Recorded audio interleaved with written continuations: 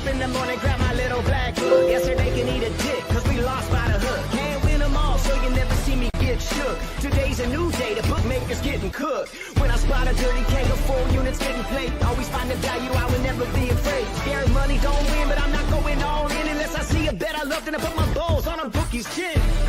Let it all soak in, doubling my bread, winning money with my friends. If you got the itch and you wanna go big, follow Sharpie bets and you gon' really fucking win. This is not financial advice, it's entertainment. But if I find the right price, believe I'm parlaying it. You can see my spreadsheet, I'm winning, not just saying it. Profit in the green every week, I'm never negative. I can bet an ace or a shitty old picture. Pick the right spots cause I'm the K-Prop whisperer. Shut up when I speak until you finally get the picture. I'm the best in the world, tell me you getting richer. Fuck the bookies, fuck the bookies. FTB screaming fuck the bookies, fuck the bookies, fuck the bookies, fuck the bookies, fuck the bookies, fuck the bookies, fuck the bookies. FTB screaming fuck the bookies, fuck the bookies, fuck the bookies. Middle finger in the air screaming fuck the bookies. Let's get to the motherfucking monies. Let's get to the motherfucking monies then. Welcome to the best MLB Prop Show on God's green earth. I'm your host, Sharpie's Bets, and it's Tuesday. As like last year, guys, this show is 2 days a week, Tuesdays and Fridays, with Tuesdays having Ribeyes with Mike and Fridays Spin Doc Sports. So enough small talk, guys. Lots of people to talk about today. Let's get to the monies. On this show, guys, we're going to talk the morning lines on pitching props as well as hitting props. So, like I said, enough small talk, and let's get to the first guy. Shane Baz versus the Pirates, striking people out last year 21.5% of the time while walking people at an 8.5% clip. Morning line was 4.5 at -145 on FanDuel. Pitching outs 14.5 -145 to the over, whereas earned runs were 1.5 -150 juice to the over as well. Projected lineup for the Pirates is 5 righties, 4 lefties, where last year Baz struck left-handed batters out at a 20% clip compared to righties at a 23.5% clip. At home, 25% clip compared to on the road, 19%.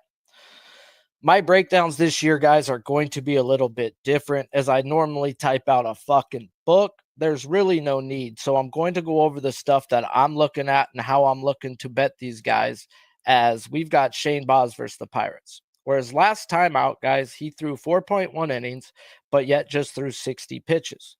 So we've got to cap him at 75.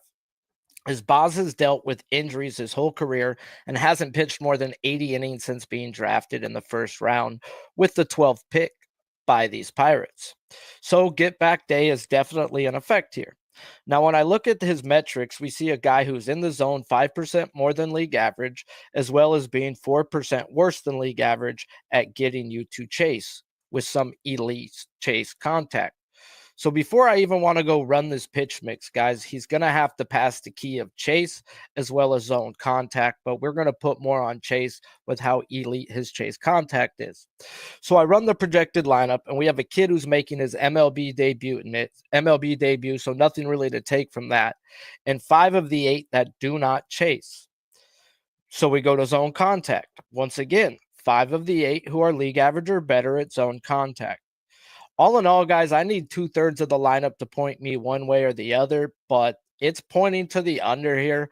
I'm not going to get in on it just because it's the way it's pointing, but 2/3 is 2/3. They're one short of 2/3. They got a lot of guys who are going to be patient. Baz's outs are at a 14.5, so it tells me, can he get a strikeout per inning? Yes, but there's enough guys in here where he can end up walking himself out of this game and being out in 4 innings. So Baz's lean is going to be actually to the under, and unless they add another person, I won't put my money on it.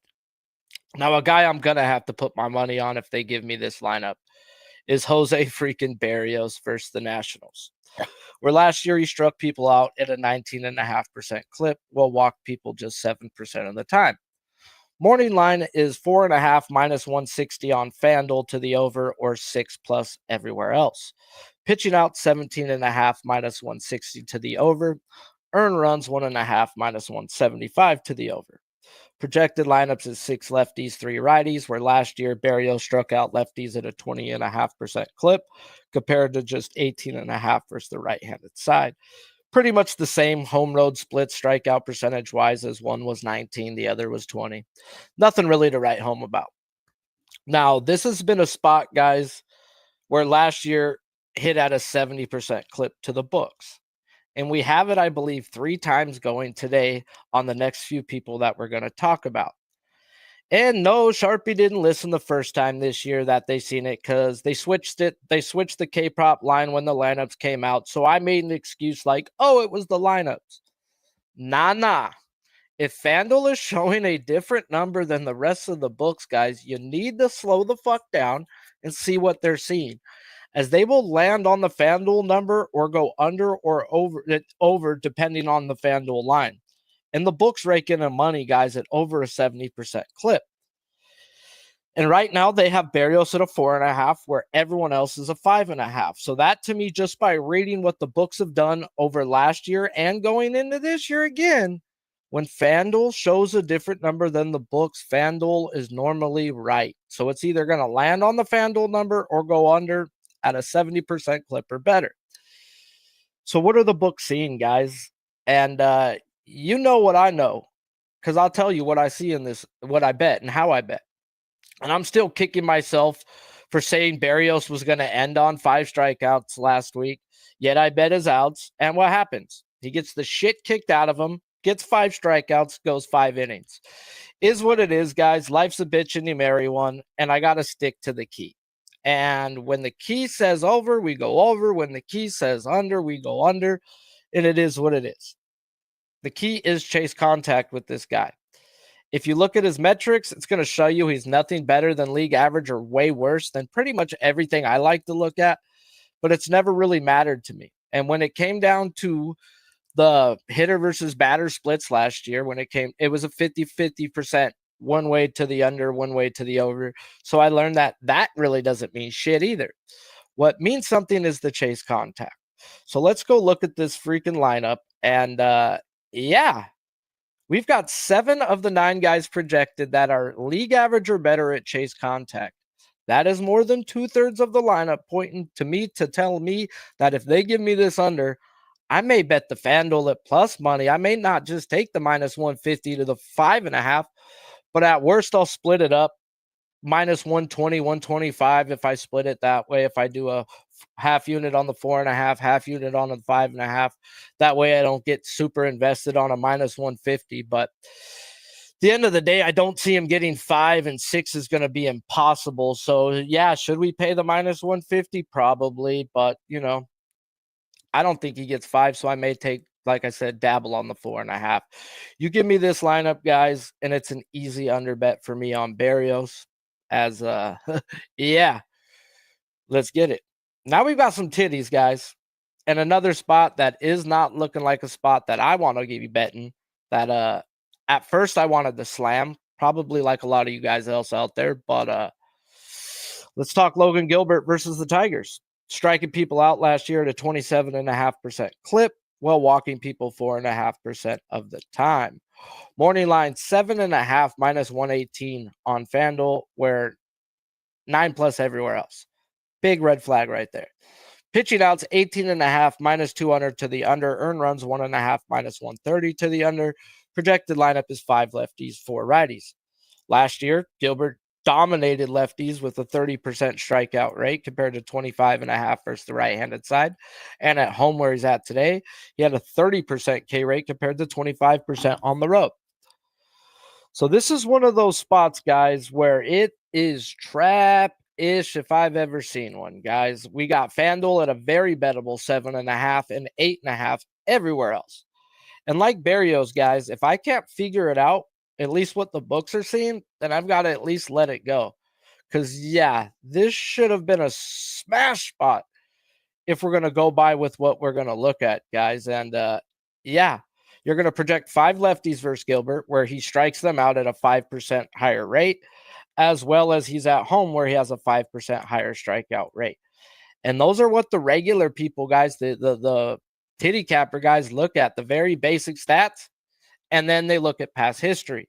The books sure as fuck pay attention to past history. So we also need to, as K-prop bettors as well. I also need to freaking make sure I don't take fat ass gravities before I come on here and get super bad cotton mouth. But yeah, so it is what it is, guys. Gilbert is a strike thrower. He's in the zone 3% more than league average, as well as has some elite chase contact. So if you chase, good fucking luck. And when I run this projected lineup for zone contact and chase, it still screams over. And the zone contact says over with 6 of 9 league average or worse in favor of Gilbert. With the chase is with the Tigers, and 5 of the 9 batters do not chase, or at least our league average. So is Gilbert going to run his count up on guys who don't chase? Because I'm not really getting it. It's enough for me to know it's over or nothing, yet the books want the over money, so I've just got to let it be. I see the chase contact. The books see with Berrios at least. Like, I see what they're seeing with Berrios. So I can go under if that's the way I choose to be.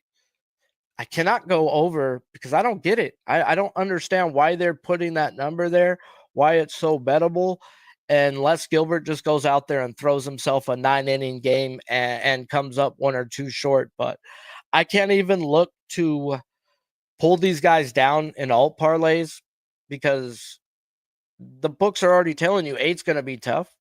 Why do you want to pull it down to 7 or 6? Like, do you really want to play with fire? Like, to me, it's the very first week going in the second start for him. I'm not willing to play with fire or to play with what I know is fire, and that is FanDuel.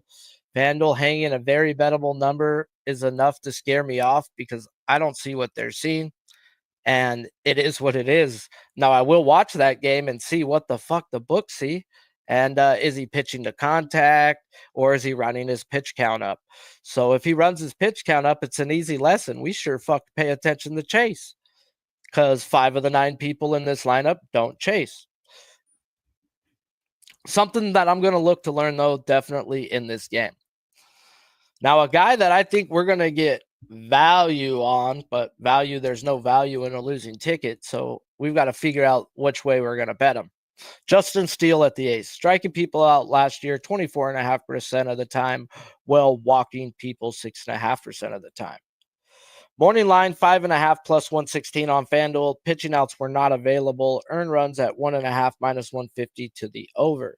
Projected lineup is 6 righties, 3 lefties. Last year, struck out lefties at a 29.5% clip compared to 23.5% versus the right-handed side, where home road was pretty much a 1.5% difference. Really nothing to write home about.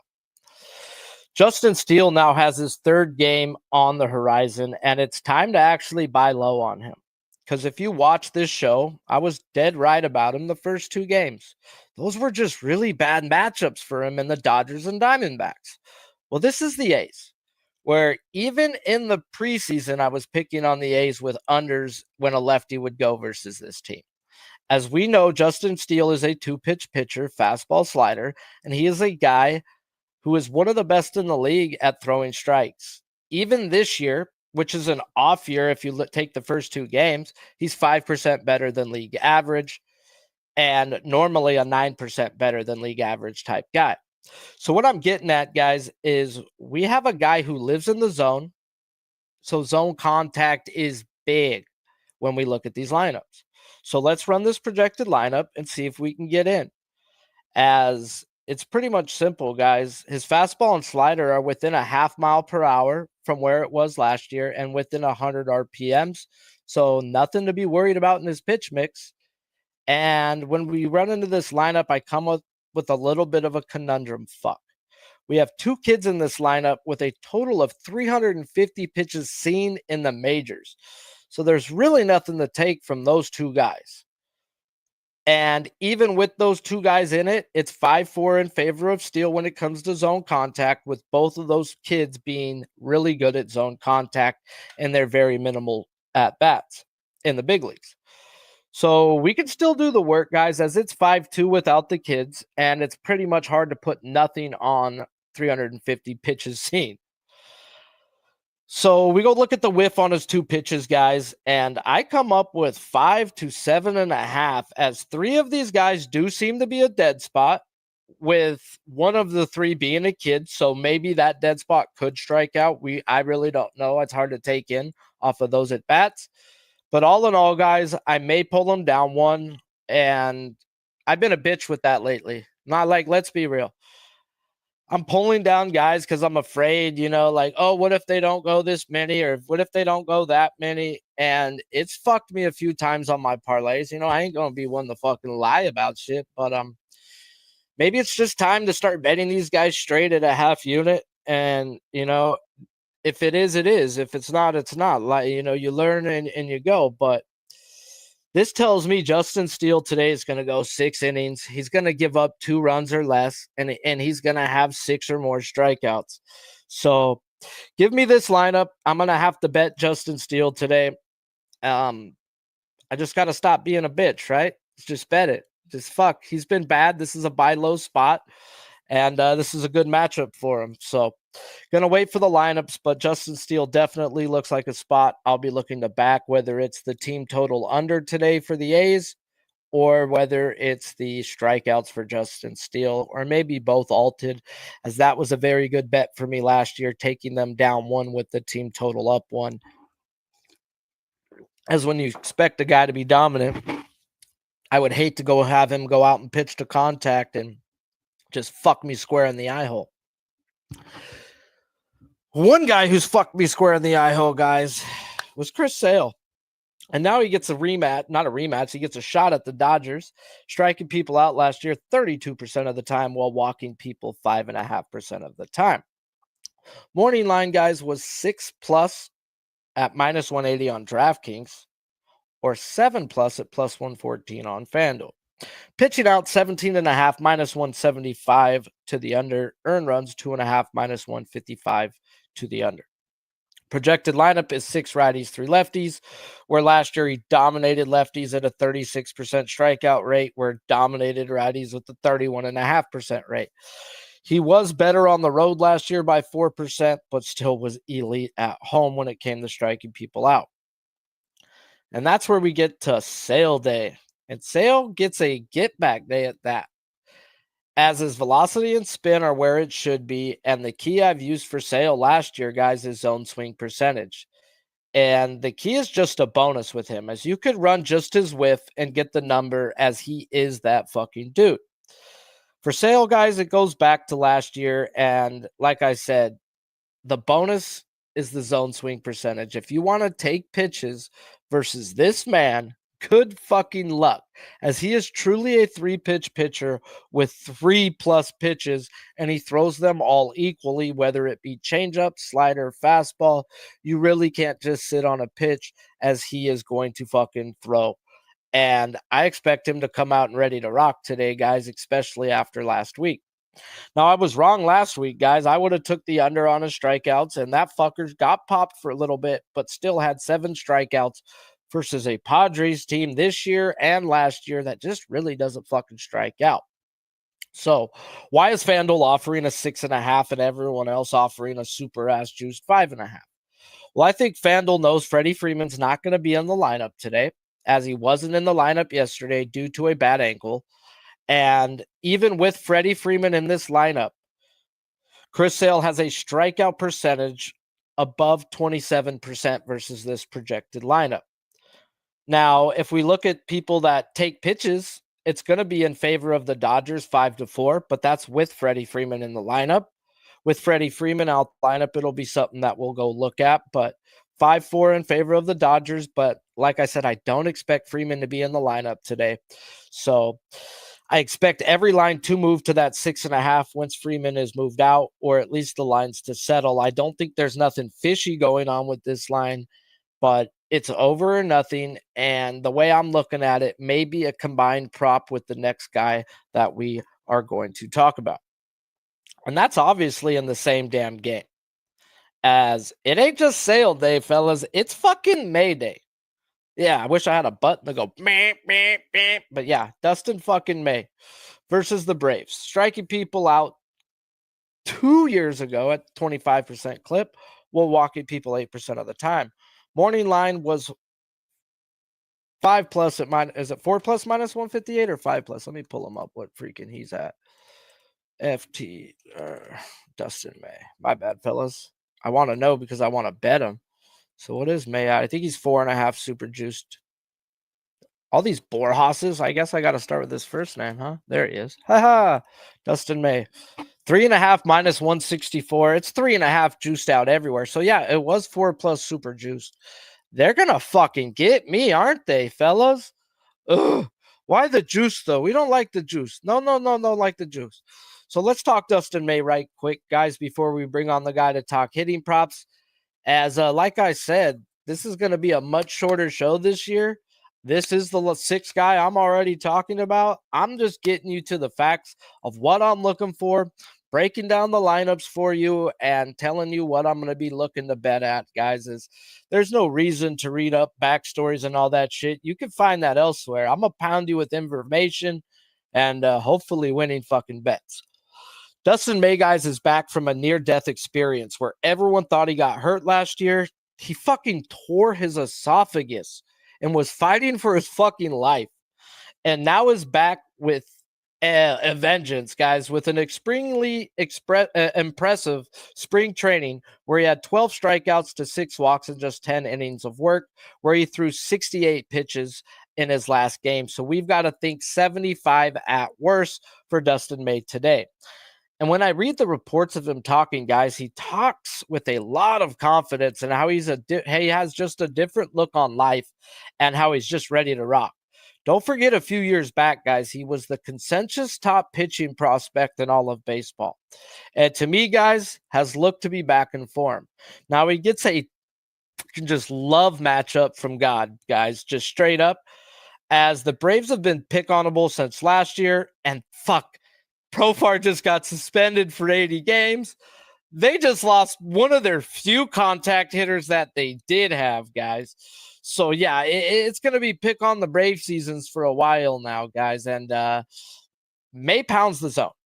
And he also needs you to chase, guys, when it comes down to his metrics. So when we looked at this projected lineup, we have a kid in this lineup as well. So we can't really take much from the kid. But 6 of the 8 are league average or worse when it comes to zone contact. And we have a guy who's 9% better career-wise at living in the zone, as well as 5 of the 8 that do chase. That's enough for me to go run the pitch mix, guys. And when I run his pitch mix, StatCast has him as fastball, sinker, cutter, slider. That is not a sinker, guys. That is a two-seamer with like 17 inches of run that they call a sinker because of the way it moves, but that's a legit freaking two-seam fastball. And when I run it up against, even with a sinker, guys, I come up with 6 on a bad day while going 75 pitches. There's plenty of wiggle room in this for me, guys, right here, to where I may just take the half-unit shot on the 5.5 at the plus money. Or I also may pull them down to 4 on an alt parlay as well today. But DraftKings also started offering combines. This may be a spot where I look to be the combined. I'm liking Sale. I think Freeman's not going to be in the lineup. So Sale with May, one can cover the other if one's short or two. I expect May to dominate. If he goes 90, Kid could have 7 to 9 today. So at the end of the day, guys, all in all, we need lineups to come out to bet K props. We're actually looking to back Steele, guys, today, guys, whether it's his outs, whether it's the team total under, or it's his strikeouts. This is a good bounce back spot for Steele versus this team after 2 terrible matchups when it comes to his metrics. Sale Day collides with May Day, and I do want to back both of them. Berrios, guys, is screaming to the fucking under. I may take the 4.5 at plus money, and I may take the 5.5 and just split the bet, guys. But I think 5 is going to be tough with this projected lineup. Gilbert screams titty capper play of the day, guys. Does it cash? Yes, sometimes. But you will never see me on some big, floppy, fucking jubblies, guys. Do you understand that? That is not for Charpy. That is not for me.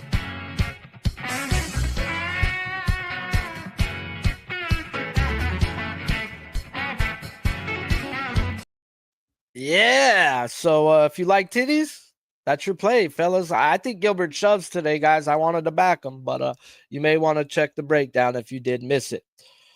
Now, I know a lot of you guys are bummed out on our Friday shows because we don't talk hitting props. Well, today is the day we do talk hitting props. And it's not just talk hitting props with anybody or everybody, guys.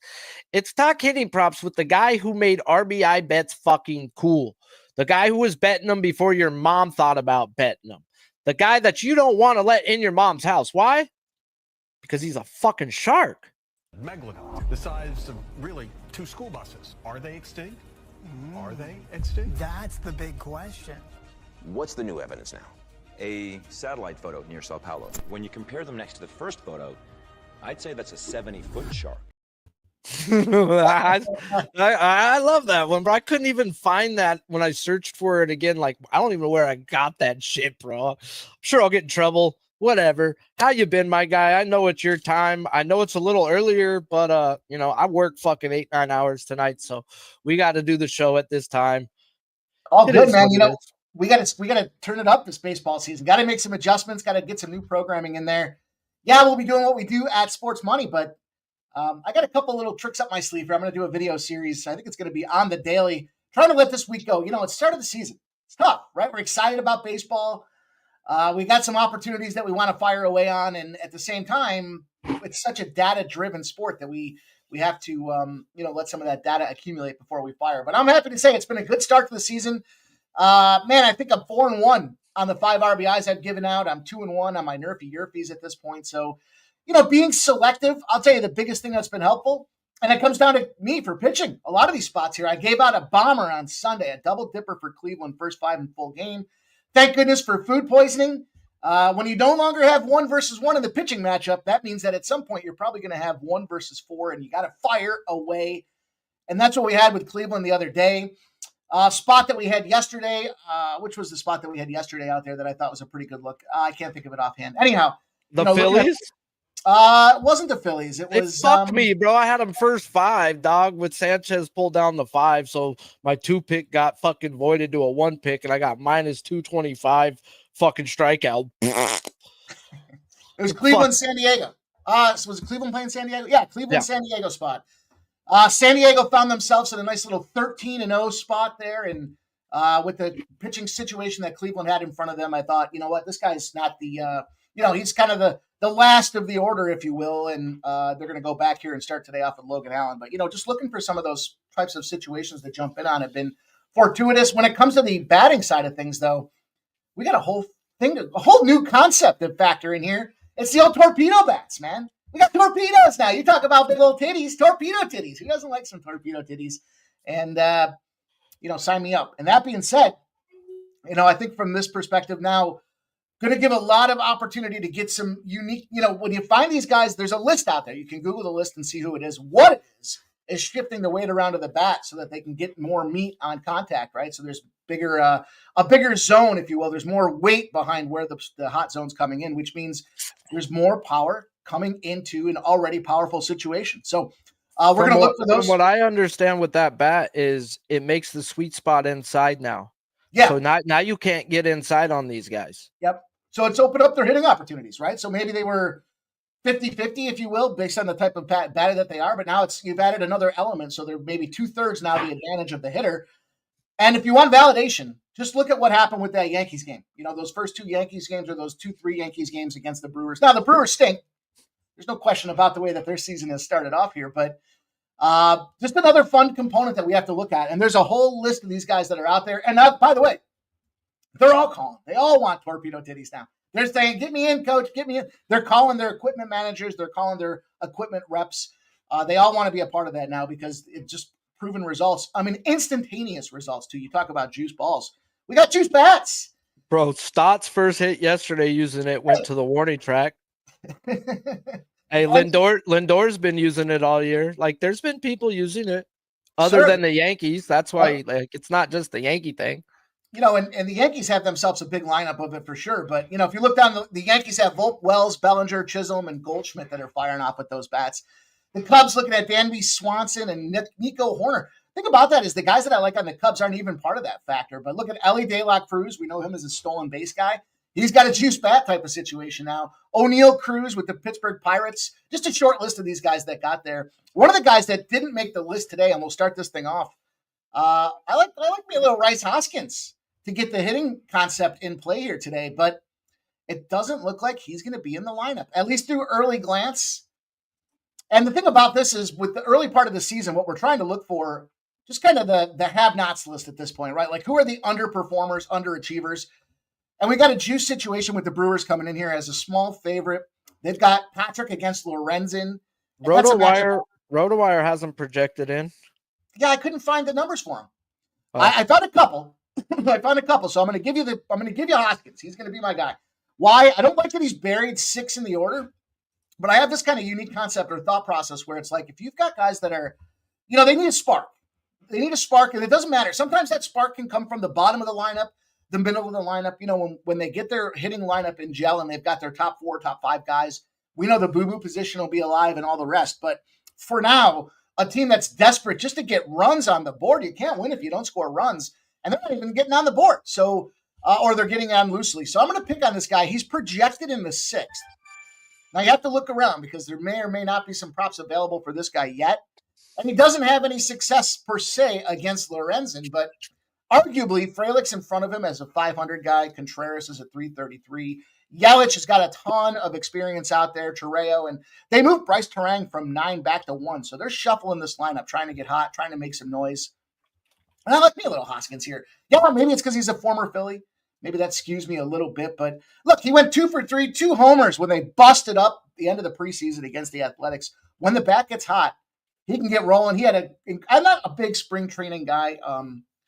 Normally speaking, we see a lot of teams trying to try their young meat out and see where they can go. But he was throwing 5, 6 homers up in preseason. I mean, if anybody's going to figure it out, add a juice bat into this guy.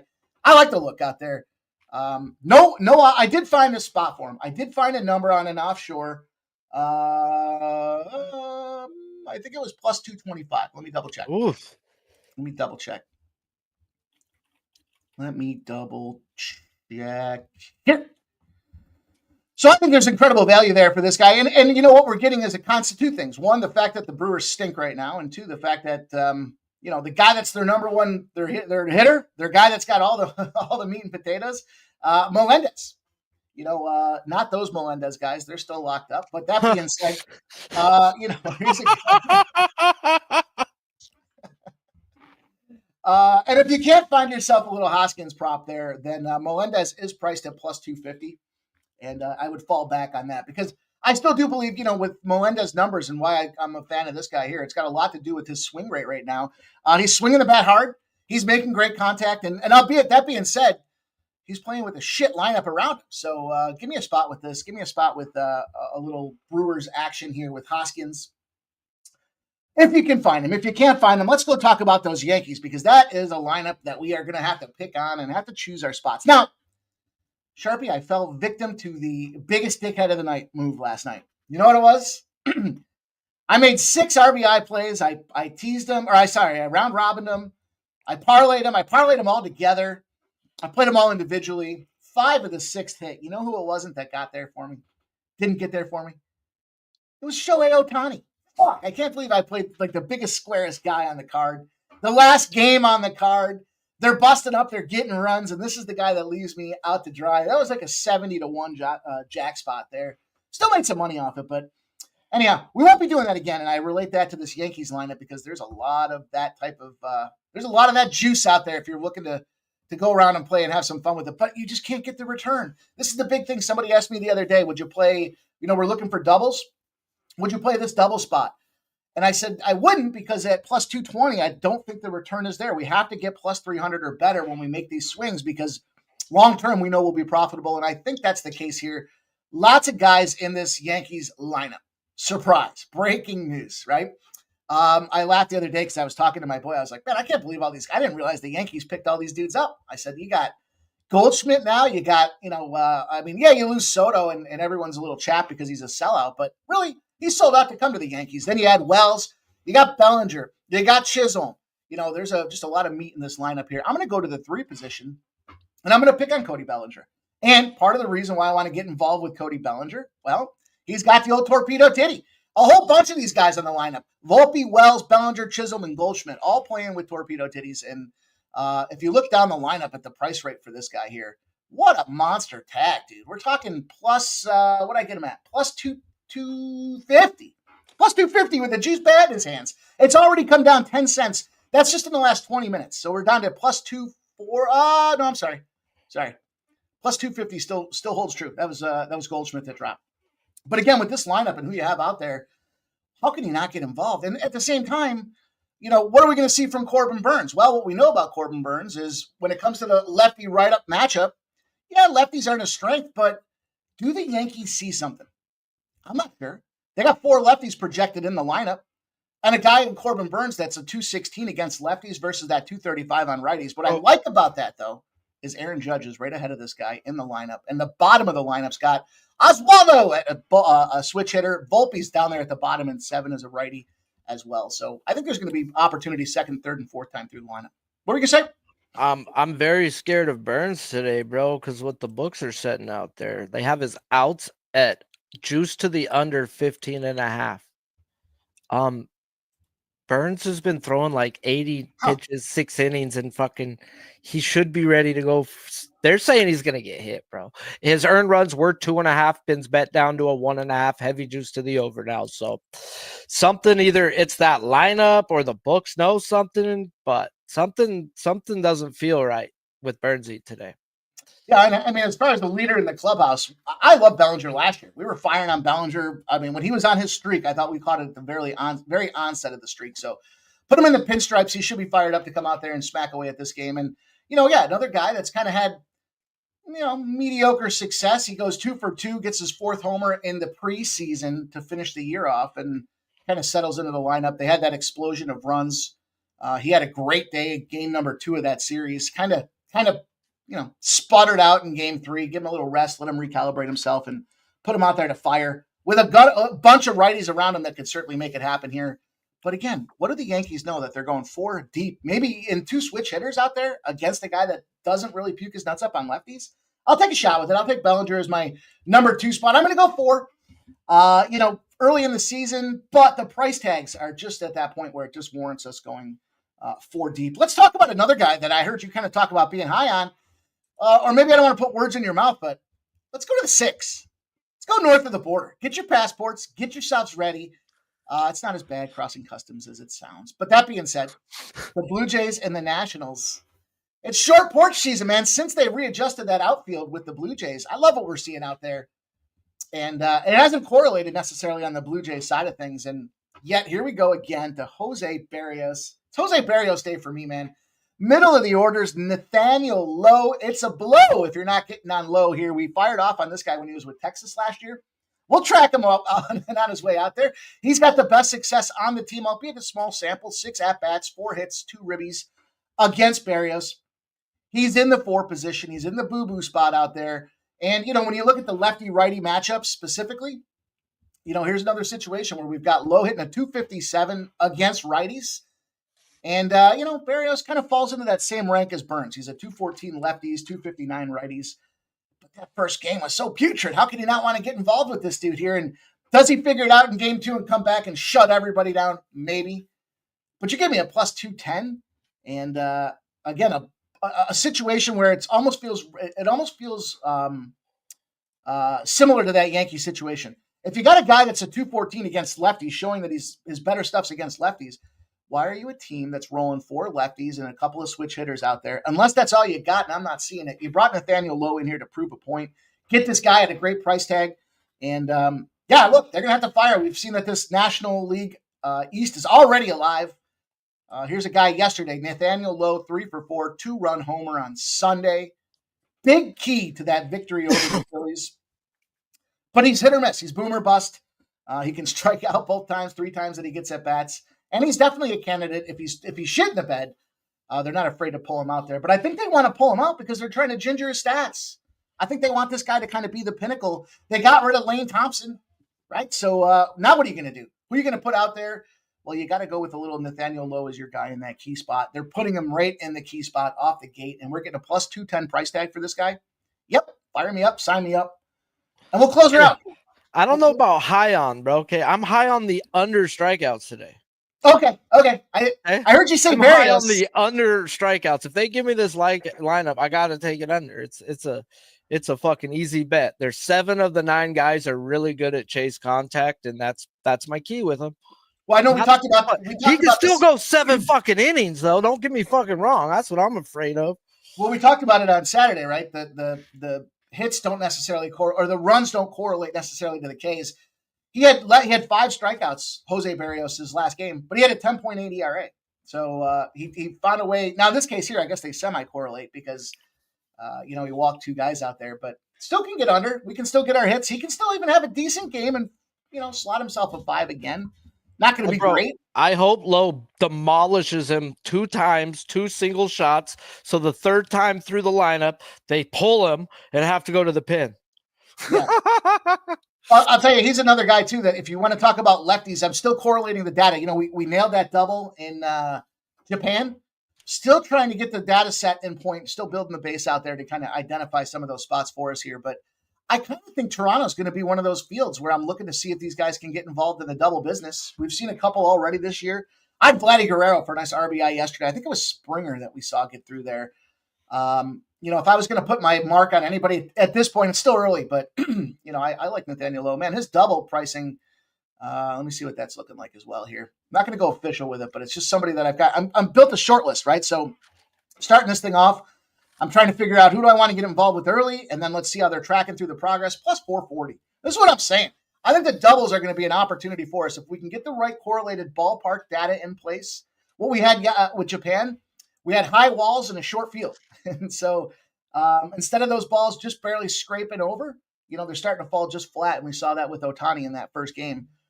Kind of feeling like we might even have a little bit of that here with Toronto. We'll see. But 440 for Lowe's a nice little lean if we're going to do leans in this spot here. But last guy, I got no lean here. It's an official play for me. You talked about it. You talked about Ronald McDonald. And, this fucking Dodgers lineup, dude. I don't know what's going on. You can't figure out what kind of parasite's inside of Mookie Betts' guts. He loses 30-some-odd pounds. He can't keep it down, but he's banging the ball out of there like it owes him fucking money. Then on the other side of things, you got a Freddie Freeman fucks up his repaired ankle by slipping in the shower. Don't pay for the soap, brother. Tell the trainer to get you another fucking bar. I don't know what happened out there. But don't matter. The reality is you mentioned it on the Atlanta side of things here with Profar. The goal for me, find underachievers early, and let's see if we can't smack away on these guys. And the highest rated hitters on my lineups card today somehow find themselves to be Atlanta. Now, maybe it's because esophagus man still trying to figure out how to breathe. Maybe that's what they're thinking. Maybe it's because he's on a pitch count. Sometimes that's the deal. If you're looking at the count, you're not looking at the scoreboard. There's a lot of factors that could be attributing to why I'm seeing 3 of the highest guys on the card being Ozuna, Riley, and Acuna. But no Profar. Yeah, it's going to maybe impact. These guys are boom or bust here, but the guy I went to was Ozuna. Falls in the plus 180 range. So if this is going to be our low end, then so be it. I mean, plus 180 is still going to put us in a situation. Highest on the list of the 3 guys that I mentioned.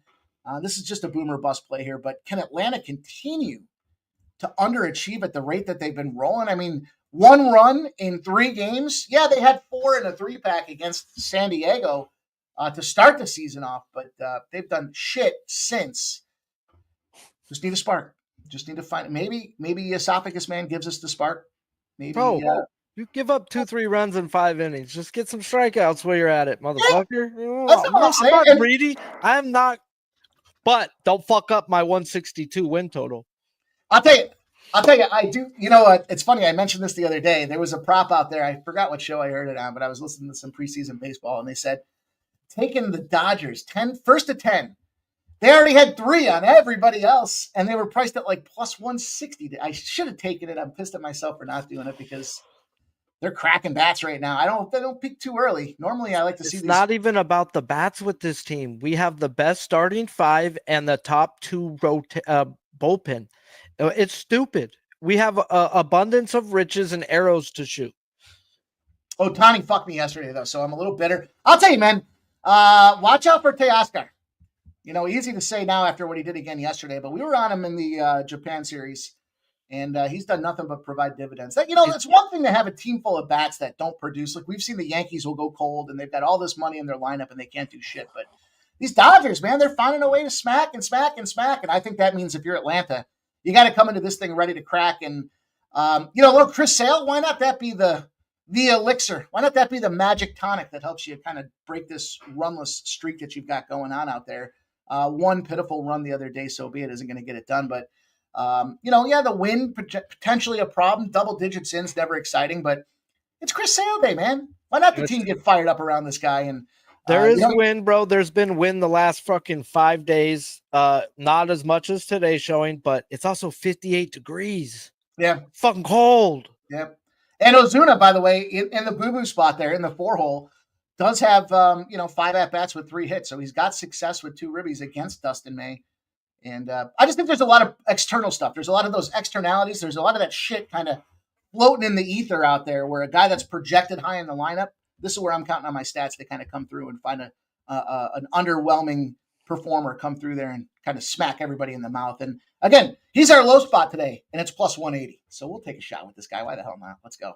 Bro, he's like Teoscar, bro, but he's a lot more patient. So, I mean, Teoscar's either going to strike out 3 times, maybe hit a home run one of those times, but he's swinging for the fences every day. He's not he ain't going to cheat you on a swing.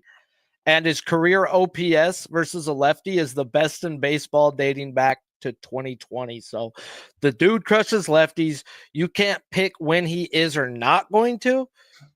Oh, it's Chris Sale. I can't bet it. If you bet Teoscar versus lefties, you have to bet it versus Sale today as well. You can't just pick when he ain't going to do it. Because, yeah, he could strike out 2 times, maybe even 3.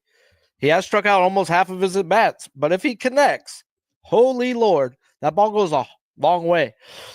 You look at some guys too. Like if you look at a Hernandez situation, just look at him in the again, price tags for me dictate a lot of these things just because of this is more math or more science than art. Like from a I always talk about gambling being where kind of art intersects science and you've got some data, but you have to use your gut, your instincts a little bit as well. But for me, this is a situation where I look at a guy in Hernandez and I see, this dude's hitting numbers are juiced at minus 170s, minus 180s. I mean, this is one of those guys early in the season, plus 185. You could almost blindly ride this guy until you get a situation where he goes like 2 or 3 and he misses, and he'll still be profitable. Not an advocate. I'm not just advocating to blindly do anything here, but fuck Ohtani, man. Plus 230. I needed you yesterday at plus 120. Scumbag. The way I look at things, or the way it was told to me, and the way I say it back is numbers are like lawyers. They don't necessarily lie to you. They just don't tell the whole truth. Yep. So it's like we've got to figure out which numbers are like, hey, which numbers are not, and that's betting, and that's what this show's actually about, bro. We tell you what we're looking at, what angles, what metrics, what we're attacking. So, like always, Mike's drops a fucking 4-pack. He goes 2-0. He goes 2-2. He hits, fucking makes a unit or 2. So you got to put at least a little something on these guys. He does the work for you. Trust me, he's betting them as well. I already ran through my pitchers, guys. I'm going to need lineups. I will tweet out all my action today, as I will tweet it always out on the days that we have my show. If you want my action every day, guys, hit me up on Twitter and we'll work it out. Mike, let them know what you got going on, where they can find you, and about sports money, my guy.